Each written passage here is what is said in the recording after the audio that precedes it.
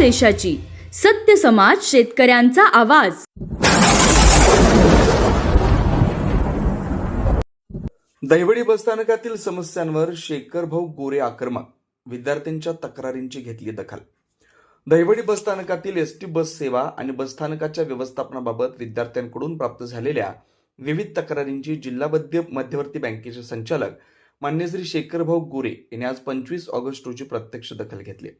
विद्यार्थ्यांच्या तक्रारींच्या पार्श्वभूमीवर शेखरभाऊ गोरे यांनी दहिवडी बसस्थानकाला प्रत्यक्ष भेट देत तेथील परिस्थितीची पाहणी केली। यावेळी एसटी बस सेवेतील अडचणी तसेच बसस्थानकातील व्यवस्थापनाबाबत त्यांनी संबंधित अधिकाऱ्यांना माहिती घेतली। दहिवडी परिसरातील विद्यार्थ्यांना शिक्षणासाठी दररोज एसटी बस सेवेवर अवलंबून राहावं लागतं, मात्र बसची कमतरता, काही बसची खराब अथवा निकृष्ट अवस्था, विद्यार्थिनींच्या सुरक्षिततेशी संबंधित प्रश्न यामुळे विद्यार्थ्यांना अडचणींचा सामना करावा लागत असल्याच्या तक्रारी जनसंपर्क कार्यालयाकडे प्राप्त झाल्या होत्या। या तक्रारींची गांभीर्याने दखल घेत शेखरभाऊ गोरे यांनी बसस्थानक व्यवस्थापनाशी चर्चा केली। एसटी बसची कमतरता दूर करण्यासाठी आवश्यक त्या उपाययोजना करण्याच्या सूचना त्यांनी केल्या। प्रवाशांना उपलब्ध करून दिल्या जाणाऱ्या बसची गुणवत्ता आणि नियमितता याकडे लक्ष देण्याचं सांगण्यात आलं।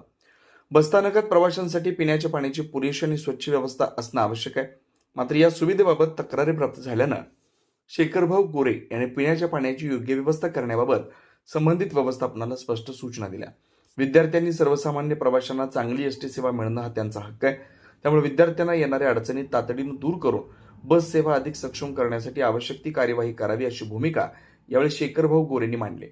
या भेटीमुळे विद्यार्थ्यांनी मांडलेल्या एसटी बस सेवा आणि बसस्थानक व्यवस्थापनाशी संबंधित प्रश्नांना आता प्रशासनाकडून कितपत प्रतिसाद मिळतो आणि प्रत्यक्षात कोणत्या उपाययोजना केल्या जातात याकडे विद्यार्थी व प्रवाशांचं लक्ष लागलंय। एकूणच दहिवडी बसस्थानकातील बसची कमतरता, बसची अवस्था, विद्यार्थिनींची सुरक्षितता आणि पिण्याच्या पाण्याची सुविधा या प्रमुख प्रश्नांवर शेखरभाऊ गोरे यांनी प्रत्यक्ष भेट देत व्यवस्थापनाला आवश्यक त्या सूचना दिल्यात।